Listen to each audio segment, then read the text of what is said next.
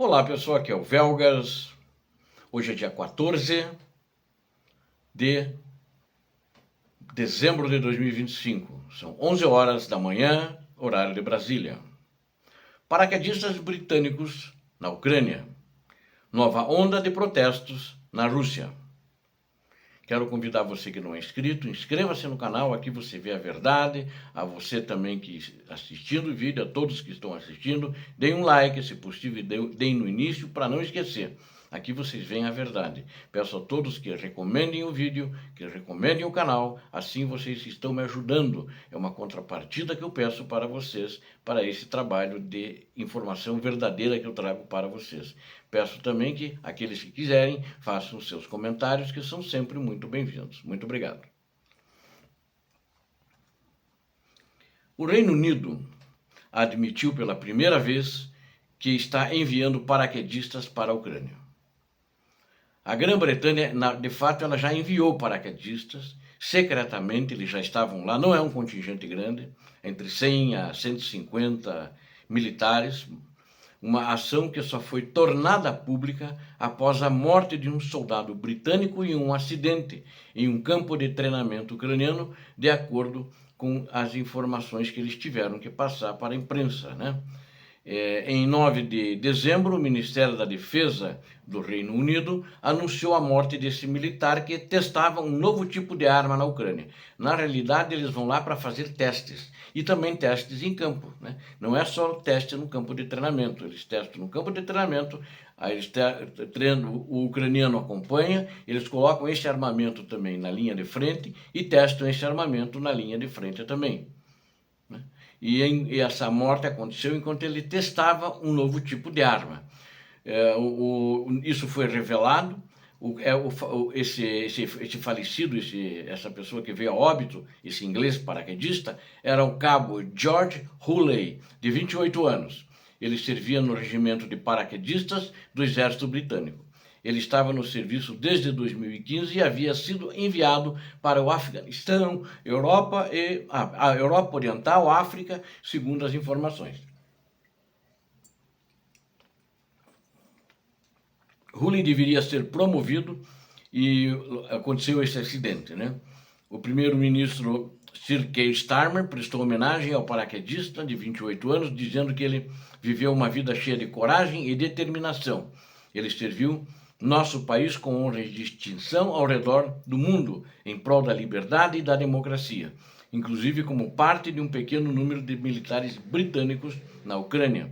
O Ministério da Defesa afirmou que ele foi morto em um acidente trágico, enquanto observava as forças ucranianas testarem uma nova capacidade defensiva longe da linha de frente.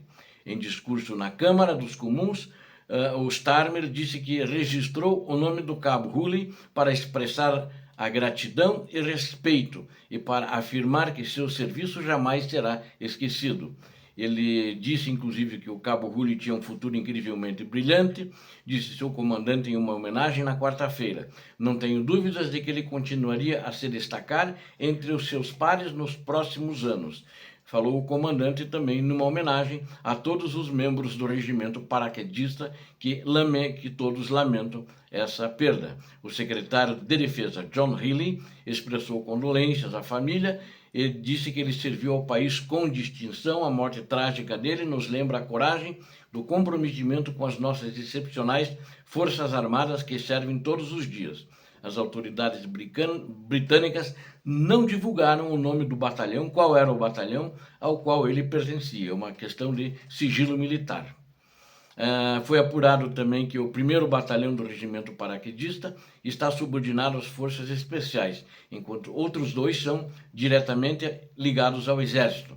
O jornal The Guardian relata que há mais de 100 soldados britânicos na Ucrânia. A informação que eu tenho é que gira entre 100 a 150, né? E mantém esse fato em segredo para evitar que a Rússia explore para fins de propaganda, segundo o The Guardian. Mais de 40 britânicos já morreram na Ucrânia desde 2022, mas a morte desse cabo foi a primeira morte de um militar do Reino Unido. Os outros que morreram são voluntários que foram lutar e também voluntários que estavam atuando na questão humanitária, de atendimento às vítimas civis que também morreram sendo de ataques de drones ou mísseis. Enquanto isso, uma nova onda de protestos em regiões da Rússia. Trabalhadores ferroviários não remunerados não estão recebendo, ameaçam o Kremlin. A crise na manutenção de estradas também está se agravando em muitas regiões da Rússia.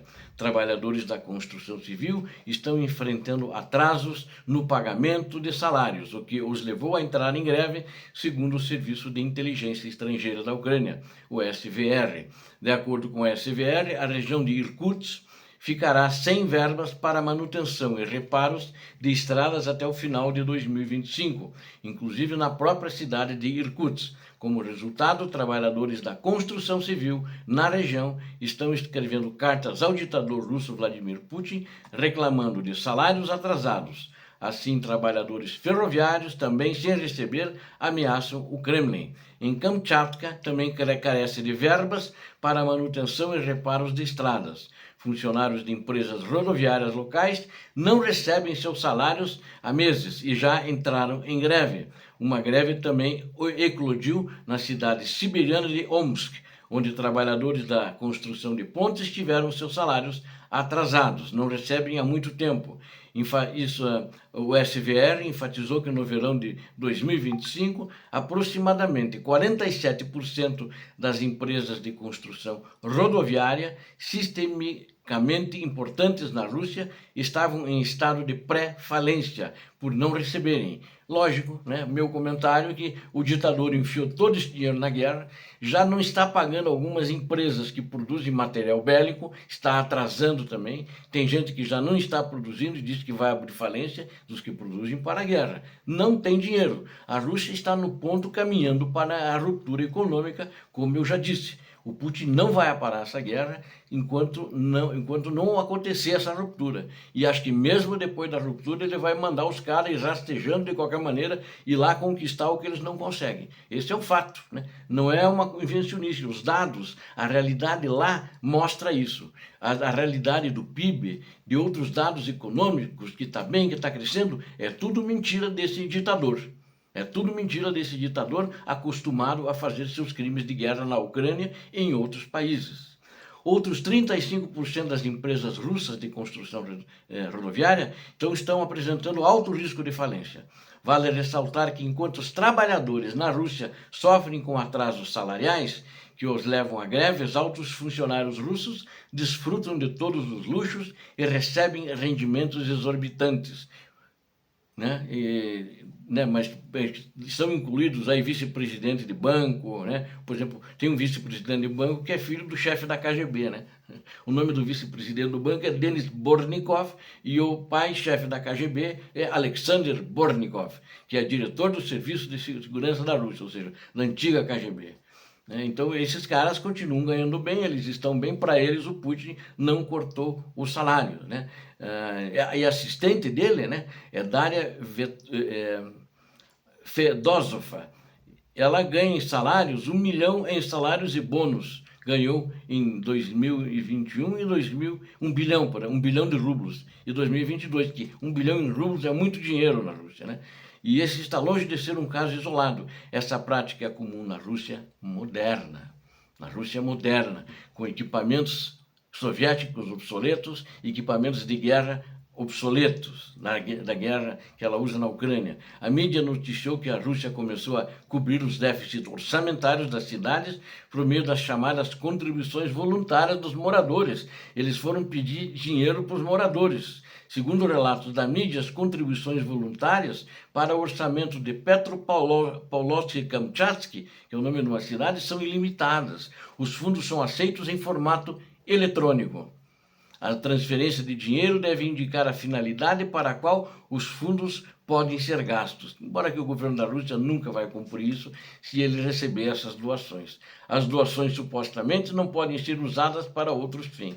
As autoridades locais afirmam que seu plano de financiamento deixar de atender às finalidades para as quais a transferência foi feita, os fundos serão devolvidos à conta do cidadão ou da empresa. Quanto ao monitoramento dos gastos das contribuições voluntárias de moradores e empresas, as autoridades de Petrovsk-Kamchatsk farão isso de forma independente, sem envolver organizações ou indivíduos independentes terceirizados, ou seja, a Rússia está num beco sem saída. A Rússia não tem mais para onde correr, não tem dinheiro, o governo não tem dinheiro, o governo central, os governos locais não têm dinheiro. O pouco que tem, eles têm que espremer para as necessidades mais prementes.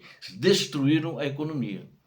E aí o povo está sofrendo, está em greve por causa disso. É um governo corrupto. Obrigado a vocês que assistiram esse vídeo, conto com vocês, inscrevam-se no canal, deem um like, compartilhem com suas redes sociais, façam seus comentários. Eu conto com vocês. Deus abençoe a todos vocês.